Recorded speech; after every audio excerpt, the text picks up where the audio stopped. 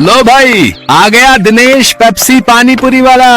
आइए आइए और पेप्सी पानी पूरी खाइए। पानी पूरी खाने का एक नया अंदाज। आइए आइए। दिनेश जैसे ही बाजार में अपना ठेला लाते हुए आवाज लगा रहा होता है तो पहले से ही वहाँ खड़े पानी पूरी वाले उसका मजाक उड़ाते हैं। पेप्सी पानी पूरी अब पानी पूरी में पेप्सी डालकर बेचेगा क्या ये आदमी है? अरे लोग तो ऐसी पानी पूरी चखते ही उल्टियाँ करने लगेंगे भैया। सही कह रहा है भोला तू। देखना तू 10 दिन भी नहीं टिकेगा यहाँ पे। सभी पानी पूरी वाले उसका मजाक उड़ा रहे थे, लेकिन ग्राहक उसकी तरफ हैरानी से देख रहे थे। अरे देख तो नेहा, कोई नया पानी पूरी वाला आया है। चल तो सही, इसकी पेप्सी वाली पानी पूरी चख कर आए, आखिर ये होती कैसी है। हाँ हाँ चल। अरे भैया जरा हमरे लिए एक एक प्लेट लगाना तो। वैसे कितने का एक प्लेट? जी सिर्फ 20 रुपए प्लेट। फिर जैसे ही काजल और नेहा उस पानी पूरी को अपने मुंह में रखती है, वो तो खुशी से पागल हो उठती है। अरे वाह वाह वाह वाह, इसका पेप्सी वाला पानी पूरी तो बड़ा ही कमाल का है रे। क्या स्वाद है, मजा ही आ गया। क्या लाजवाब मजेदार पानी पूरी है। अरे इसके आगे तो सबकी पानी पूरी फेल है। सुनो भाइयों बहनों, इस पेप्सी पानी पूरी वाले की पानी पूरी तो लाजवाब है। सब खाओ, दिल खोल कर खाओ, लेकिन भैया हमरे लिए पहले एक एक प्लेट और लगाओ। उन दोनों के इतना कहते ही दिनेश के ठेले के आसपास भीड़ लग जाती है। सभी उसकी पानी पूरी को चखने के लिए बेताब हो जाते हैं। भैया मेरे लिए जल्दी से एक प्लेट लगा दो भैया। अरे अभी तू ठहर भैया, है तू मेरे बाद आया था, पहले मैं खाऊंगा। हाँ भैया मेरा। अरे अरे सब्र करो भाई, सब्र करो। मेरी पेप्सी पानी पूरी तुम सबको मिलेगी, ठीक है? दिनेश की पेप्सी वाली पानी पूरी ने सब पर ऐसा जादू चलाया कि उसका धंधा जोरों से चल पड़ा। उस दिन के बाद वो जैसे ही ठेला लगाता उसकी कमाई शुरू हो जाती। अगर कुछ महीने ऐसे ही कमाई होती रही तो वो दिन दूर नहीं जब मेरे बंटू का इलाज हो जाएगा और वो पूरी तरह ठीक हो जाएगा। बंटू दिनेश का 7 साल का बेटा था और उसके दिल में छेद था। उसके ऑपरेशन के लिए डॉक्टर ने काफी खर्चा बताया था। दिनेश जब भी शाम को घर लौटता तो बंटू अक्सर उससे पूछता, पापा आपने मेरे इलाज के लिए पैसे जोड़ लिए क्या? अब कुछ ही महीनों की बात है बेटा, मैं जल्दी ही तेरे इलाज के लिए पैसे जोड़ लूंगा। ऊपर वाले की दुआ से अपना पेप्सी पानी पूरी का धंधा बहुत अच्छा चल रहा है। सच्ची पापा? फिर तो मैं भी आपके साथ खेल सकूंगा, दौड़ूंगा, भागूंगा और आप देखना फिर तो रेस में मैं ही फर्स्ट आऊंगा। दिनेश की बीवी संध्या जब भी अपने बेटे को ये कहते सुनती तो वो कहती, तू बिल्कुल भी परेशान मत हो बंटू, मैं रोज मंदिर जाकर तेरे ठीक होने के लिए भगवान से प्रार्थना करती हूँ। तू देखना भगवान तुझे बहुत जल्द ठीक कर देंगे। एक दिन दिनेश के ठेले पर हीरू नाम का अधेड़ उम्र का आदमी उसकी पानी पूरी चखने आता है। वो नशे में होता है, तभी उसकी नजर दिनेश के गले पर जाती है। किसी ने ठीक ही कहा था इसके बारे में, इसका गल्ला तो लबालब नोटों से भरा हुआ है भाई। हीरू एक ठग, शराबी और जुआरी किस्म का आदमी था। उसका काम ही लोगों को ये सब बुरी लत लगाना था। दिनेश के भरे गले को देखने के बाद हीरू उससे कहता है, अरे सुना है कि तेरे बेटे को कोई बड़ी बीमारी है अभी, है? और उसके इलाज के लिए तुझे लाखों चाहिए? हाँ भाई सही सुना है, मुझे मेरे बेटे के इलाज के लिए कई सारे पैसों की जरूरत है। तो तुझे क्या लगता है इस ठेले से तू लाखों रुपए कम समय में कमा पाएगा? इसके लिए तो तुझे कई साल लग जाएंगे। हाँ लेकिन इसके अलावा मैं और कर भी क्या सकता हूँ भाई? देख इसमें मैं तेरी मदद कर सकता हूँ। अगर तुझे हफ्ते भर में ही 5 लाख रुपए कमाने हो तो मुझे आकर मिल लेना। ये रहा मेरा पता, ठीक है ना? अच्छा अब मैं चलता हूँ, ठीक है भाई? आखिर ऐसा कौन सा रास्ता है इसके पास जो ये मुझे एक हफ्ते में इतने पैसे कमा कर दे देगा? खैर मुझे क्या, मुझे तो बस अपने बेटे के इलाज के लिए पैसे से मतलब है। एक काम करता हूँ, एक बार जाकर इससे मिल ही लेता हूँ। यही सब सोचकर एक दिन दिनेश जाकर हीरू से मिलता है। हीरू उसे ऐसे सपने दिखाता है कि दिनेश ज्यादा पैसे कमाने के लालच में उनके साथ जुआ खेलने लग जाता है। कल मैंने 1000 रुपए लगाकर 2000 कमाए थे। ऐसा करता हूँ आज ठेले की सारी कमाई ही लगा देता हूँ, एक दिन में डबल कमाई हो जाएगी। धीरे धीरे दिनेश को जुए के साथ साथ शराब की लत भी लग जाती है। शराब की लत उसे ऐसी लगती है कि उसका अपने काम में मन ही नहीं लगता और वो ठेले पर खड़ा होकर भी शराब के नशे में डोलता रहता है। भैया एक प्लेट लगाना तो। अरे लगता है इस आदमी ने तो शराब पी रखी है। चलो चलो हमें नहीं खानी इसकी पानी पूरी, चलो दूसरी वाली पानी पूरी खाने चलते हैं। धीरे धीरे दिनेश के सभी ग्राहक कट जाते हैं और वो सभी दूसरे पानी पूरी वालों के पास जाकर पानी पूरी खाते हैं। ये देख भोला और राजू बहुत खुश होते हैं। देखा भोला, अपनी चाल कामयाब हो गई ना। बिल्कुल सरकार, अब देखना उसकी पानी पूरी की तरफ तो कोई देखेगा भी नहीं, सब अपनी ही पानी पूरी खाएंगे। कुछ दिन ऐसे ही बीतते जाते हैं। अपने धंधे को मंदा देख दिनेश शराब और जुए की लत में और डूब जाता है और उसका बचा खुचा धंधा भी चौपट हो जाता है। ये सब देख संध्या और बंटू बहुत दुखी होते हैं। फिर बंटू अपनी माँ से कहता है, माँ, अब तो मैं कभी भी ठीक नहीं हो पाऊंगा ना। पापा तो अब सारे पैसे शराब और जुए में ही उड़ा देते हैं। तू परेशान मत हो मेरे लाल, बस ऊपर वाले पर भरोसा रख, एक दिन सब कुछ ठीक हो जाएगा। सारा दिन नशे में धुत रहने और धंधा चौपट होने के कारण दिनेश के घर में खाने पीने के भी लाले पड़ जाते हैं। माँ, अब तो घर में खाने के लिए भी कुछ नहीं बचा। अब तो लगता है भूख से ही हम सब मर जाएंगे। ऐसा नहीं कहते मेरे बच्चे, सुख दुख तो जीवन का हिस्सा है। आज बुरा वक्त आया है, कल अच्छा वक्त भी आएगा। ऐसे ही कुछ समय और बीत जाता है। फिर एक दिन उस बाजार में एक आदमी आता है जो सबको पर्चे बांट रहा होता है। तभी वो दिनेश के ठेले पर आता है। अरे सुनो भाई, पेप्सी पानीपुरी वाले, हमारे सेठ मंगल राम चाट भंडार वाले की तरफ से एक प्रतियोगिता होने जा रही है, जिसमें सभी चाट वालों के बीच कंपटीशन होगा। जो भी इस प्रतियोगिता को जीतेगा उसे पूरे 5 लाख इनाम और साथ ही हमारे मशहूर मंगल राम चाट भंडार वाले बाजार में एक स्टॉल भी लगाने को मिलेगा। मंगल राम चाट भंडार बाजार, वहाँ तो बड़े बड़े लोग आते हैं चाट खाने के लिए।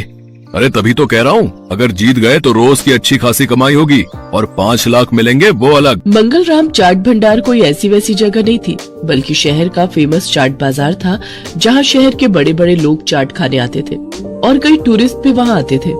उस बाजार में चाट लगाने वालों की अच्छी खासी कमाई होती थी। लेकिन ये सब बातें जानते हुए भी दिनेश उस प्रतियोगिता में कोई खास दिलचस्पी नहीं दिखाता। मंगल चाट भंडार है तो मुझे क्या, मैं जहाँ हूँ वहीं ठीक हूँ, मुझे इन सब से कोई फर्क नहीं पड़ता। उधर भोला और राजू उस कंपटीशन के बारे में सुनकर आपस में कहते हैं, सुन भोला, इस कंपटीशन को तू जीते या मैं, मुझे कोई फर्क नहीं पड़ता, बस कोई और नहीं जीतना चाहिए। हाँ भाई, बस एक उस दिनेश का ही डर था, लेकिन वो तो हमारी कृपा से फेल हो चुका है, तो अब हम दोनों के अलावा उस कंपटीशन को कोई जीत ही नहीं सकता। अगले दिन हीरो भोला और राजू से मिलने आता है। क्यों भाई, मान गए ना मुझे? आखिर मैंने शराब और जुए की लत लगाकर उस दिनेश के धंधे को चौपट कर ही दिया भैया है। तुम्हारे एक बार कहने से ही तुम्हारे दुश्मन को कैसे ढेर कर दिया मैंने। अगर वो ढेर नहीं होता तो हमारा धंधा आबाद कैसे होता भाई। उसकी पेप्सी पानीपुरी ने तो हम लोगों का धंधा ही चौपट कर दिया था भाई। तभी उनकी ये सारी बातें दिनेश सुन लेता है और अपने किए पर उसको बहुत पछतावा होता है। मैं भी कितना बेवकूफ था जो इन पाखंडियों के झांसे में फंस गया और बर्बाद हो गया, लेकिन अभी भी कुछ नहीं बिगड़ा है। मैं इन सबको मजा चखाऊंगा, मैं इस प्रतियोगिता में हिस्सा जरूर लूंगा। यही बात मन में ठाने दिनेश उस चाट प्रतियोगिता में हिस्सा लेता है और अपनी पेप्सी वाली पानीपुरी की रेसिपी से इस कॉन्टेस्ट को जीत लेता है, जिससे उसे 5 लाख का इनाम मिल जाता है। साथ ही मंगल चाट भंडार में स्टॉल लगाने के लिए जगह भी। इनाम से मिले पैसों से वो अपने बेटे का इलाज करवाता है। बंटू पूरी तरह से ठीक हो जाता है और वो भी दूसरे बच्चों की तरह खेल कूद करने लगता है। दिनेश की पेप्सी पानीपुरी अब मंगल राम चाट भंडार की जान बन गई थी। उस बाजार में जो भी ग्राहक आता वो उसकी पानीपुरी चखे बिना वापस नहीं जाता। उसकी तरक्की देख राजू, भोला और हीरो को अपनी करनी पर बड़ा पछतावा होता है। भदनपुर शहर से कुछ ही दूर दीनानगर नाम का एक गांव था। उस गांव में मोहन नाम का एक ग्वाला रहता था, जो हर सुबह शहर दूध बेचने जाया करता था। मोहन, तुम बहुत अच्छा दूध बेचते हो, एकदम ताजा।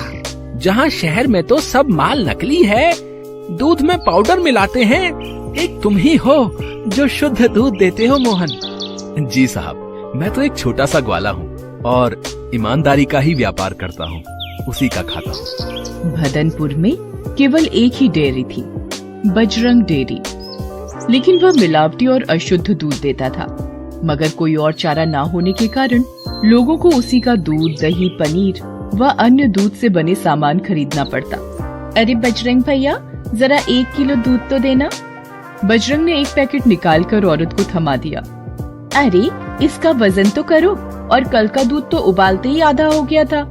वजन करके ही रखा है, पूरा 1 लीटर है। लेना है तो लो, नहीं तो आगे बढ़ो। औरत मजबूर होकर वो दूध ले लेती है और निराश होकर चली जाती है। कुछ दिन बीत जाते हैं। शहर के लोगों को मोहन दूध वाले के बारे में पता चलता है और धीरे धीरे लोग उसी से दूध लेना शुरू कर देते हैं। ले लो, दूध ले लो। अरे मोहन, रुको तो, जरा 1 लीटर दूध देते जाओ। वाह मोहन, तुम्हारा दूध तो एकदम शुद्ध नजर आ रहा है। बिल्कुल, अभी ताजा ताजा भैंस का दूध लगा कर आया हूँ गाँव से। तभी दूसरी महिला भी वहाँ पहुँच जाती है। अरे मोहन भैया, मुझे आज 2 लीटर दूध देना, आज खीर बनानी है। जी लीजिए, खीर के लिए मैं आपको गाय का दूध दे देता हूँ, भाव बिल्कुल बराबर है। धीरे धीरे मोहन दूध वाले की चर्चा सारे शहर में फैल जाती है और बजरंग डेयरी से कोई भी दूध नहीं खरीदना चाहता। अरे सुना है, दीनानगर से एक दूध वाला हर रोज सुबह शहर आता है और बहुत ही सुंदर दूध देता है। हाँ सही बात है, और अब तो हमें बजरंग दूध वाले का कोई भी मिलावटी सामान खरीदने की आवश्यकता नहीं है। बजरंग अब खाली हाथ मक्खियाँ मारता बैठा रहता है। मुश्किल से ही 2-4 लोग उसकी दुकान पर आते हैं। बजरंग को भी इस मोहन दूध वाले के बारे में पता चलता है। तभी बजरंग की दुकान से श्यामला भाभी गुजरती है। अरे श्यामला भाभी, आज दूध नहीं लेंगे क्या? अरे हम पागल हैं क्या जो हम तुम्हारा मिलावटी दूध लेंगे? जब से मोहन आए हैं तब से सभी को शुद्ध दूध मिलना शुरू हो गया है। एक दिन बजरंग डेयरी के सामने से मोहन अपना दूध लेकर गुजर रहा होता है। तभी बजरंग उसे अपनी तरफ बुलाता है। अरे मोहन भाया, रुको तो, जरा और हमारे यहाँ भी तो बैठो। जी भाया, अभी आता हूँ। अरे मोहन, तुम्हारे दूध की शुद्धता के बारे में तो बहुत सुना है, जरा मुझे भी 1 लीटर देना। जी क्यों नहीं, ये लीजिए भाया, बिल्कुल वही भाव है। वाह, बहुत बढ़िया दूध है तुम्हारा। कितने मवेशी हैं घर पर? 4 भैंसे हैं और 3 गाय। मोहन, तुम ऐसा करो, तुम अपना सारा दूध मुझे बेचा करो, मैं बड़े दाम में तुमसे दूध लूंगा। तुम्हें आज कितना मुनाफा होता है, उससे भी ज्यादा मुनाफा होगा।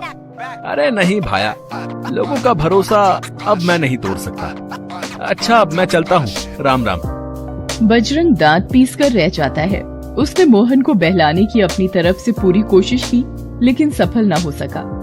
राम राम, राम राम। इस मोहन ने तो सारे धंधे को चौपट कर दिया है, इसका जरूर कुछ करना पड़ेगा। दिन के अंत में मोहन अपना सारा दूध बेचकर दूध के डिब्बों को साइकिल में टांग रहा था। हे भगवान, बस आपकी कृपा ऐसी ही बनी रहे और मैं इन शहर वासियों की सेवा करता रहूं। बजरंग उसे चुपके चुपके देख रहा होता है। मोहन साइकिल पर चढ़कर गांव की ओर रवाना हो जाता है, लेकिन उसका पीछा बजरंग भी कर रहा था। शाम ढलने के साथ ही मोहन अपने गांव पहुंच जाता है और अपने घर के सामने साइकिल खड़ी करता है तो दूध के डिब्बे लेकर अपने घर के अंदर जाता है। अरे भाग्यवान, सुनती हो, जरा 1 गिलास पानी तो ले आना। जी अभी लाई। मोहन पानी पीता है। तो कैसा गया आज का व्यापार? सारा दूध बिक गया ना? भगवान का शुक्र है, आज भी सारा दूध बिक गया। उससे भी ज्यादा शहर के लोगों को अब मुझ पर भरोसा है। उससे कीमती चीज और कुछ नहीं हो सकती। ईमानदारी की बुनियाद पर बना व्यापार ही हमेशा हम जैसे गरीबों का साथ देता है। बजरंग एक जगह छुपकर दोनों की बातें सुन रहा होता है। अरे बेटा, ऐसा मजा चखाऊंगा, सारा व्यापार भूल जाएगा। अगली सुबह जब मोहन साइकिल में दूध के डिब्बे टांग रहा होता है, तभी वो देखता है कि उसकी साइकिल के दोनों पहियों की हवा निकली हुई है। अरे भाग्यवान, सुनती हो, जरा इधर आओ। सुनीता दौड़ी दौड़ी आती है। जी क्या हुआ? अरे ये देखो, दोनों पहिए पंचर हो गए हैं। अब भला मैं कैसे शहर दूध बेचने जाऊं? हे भगवान, ये तो बहुत बुरा हुआ। आप एक काम करिए, आज घर में ही रुक जाइए और साइकिल बनवा लीजिए। तू रामू को कहना साइकिल बनवा देगा, मैं पैदल ही शहर जाऊंगा। और मोहन अपने सारे दूध के डिब्बों को सिर और कंधे पर टांग कर शहर की ओर चल देता है और कुछ ही देर में पहुंच जाता है। दूध ले लो, दूध। अरे मोहन भैया, जरा 1 लीटर दूध देना। और आज आपकी साइकिल कहाँ गई? जी दीदी, पता नहीं कैसे आज सुबह पंचर ही मिली। अरे मोहन भैया, क्या खीर बनी थी कल, दूध में मजा ही आ गया। वैसे साइकिल पंचर कैसे हुई? जी दीदी, पता नहीं कैसे हुआ, कल रात तक तो ठीक थी, लेकिन आज सुबह उठकर देखा तो साइकिल पंचर मिली। अच्छा, अब मैं चलता हूँ, नहीं तो लौटते लौटते काफी देर हो जाएगी। मोहन बजरंग की दुकान के सामने से भी जाता है। उसे देखकर बजरंग चौंक जाता है। अरे मोहन, आज पैदल ही दूध बेचने चल दिए? जी बजरंग भाया, पति ने साइकिल की हवा निकाल दी तो आज डब्बों में छेद कर दिया। न जाने कौन हो सकता है। और कौन होगा? तुम्हारे कारण यहाँ सिर्फ एक ही आदमी को नुकसान है और वो है बजरंग डेयरी। ये सब उसी की चाल हो सकती है। तो साहब, अब मैं क्या करूं? शहर छोड़कर चला जाऊंगा तो मेरा परिवार कैसे चलेगा? अरे नहीं नहीं मोहन, तुमने हम शहर वासियों को शुद्ध दूध पहुंचाकर बहुत ही उपकार किया है। अब हमारा भी तो फर्ज बनता है कि हम तुम्हारी मदद करें। तुम उसकी चिंता मत करो, मेरे पास एक उपाय है, सुनो। वो आदमी मोहन के कान में उपाय बताता है। मोहन सुनकर राजी हो जाता है। ठीक है साहब, मैं ऐसा ही करता हूँ। हाँ हाँ मोहन भैया, हम तुम्हारे साथ हैं। हम बजरंग को जरूर सबक सिखाएंगे। शाम ढलने पर मोहन अपनी साइकिल पर चढ़कर वापस गांव की ओर जा रहा होता है। इस बार भी बजरंग उसका पीछा करता है। घर पहुंचने पर मोहन अपना दूध का डिब्बा और साइकिल दोनों ही अंदर कर लेता है। थोड़ा अंधेरा होने पर बजरंग वहां पर आता है। अच्छा बेटा, मेरा धंधा चौपट करने के बाद अब तू यहाँ चैन की नींद सोएगा। अब देख मैं क्या करता हूँ। एक ऐसा इंजेक्शन दूंगा जिससे तेरे मवेशी दूध देना ही बंद कर देंगे। वहीं बाहर अस्तबल में मोहन की गाय और भैंस बंधी हुई थी। मोहन ने अस्तबल का दरवाजा खोला और जैसे ही वो गाय और भैंस को इंजेक्शन लगाने के लिए आगे बढ़ा, वहाँ की सभी बत्तियां जल उठी और मोहन समेत शहर के कुछ लोग वहाँ पर आ धमके। अच्छा, तो तू ही है वो करामाती इंसान है? नीच, मिलावट का सामान बेचता है और ईमानदारी को हटाना चाहता है। हमें इसे मारना चाहिए। मारो मारो मारो। जी नहीं नहीं, कानून को हाथ में लेना ठीक नहीं है। बेहतर होगा अगर हम इसे पुलिस के हवाले कर दें तो। वाह मोहन, न सिर्फ तुम्हारी ईमानदारी बल्कि तुम्हारी शालीनता ने भी हमारा दिल जीत लिया। वाह। वहाँ पर खड़े सभी लोग मोहन के लिए ताली बजाते हैं। बजरंग दूध वाले को सलाखों के पीछे भेज दिया गया। मोहन उसी शहर में दूध बेचता रहा और कुछ ही वर्षों में उसने अपनी खुद की डेयरी भी खोल ली है और अब वो अपने परिवार के साथ हंसी खुशी प्रसन्नता से रहता है।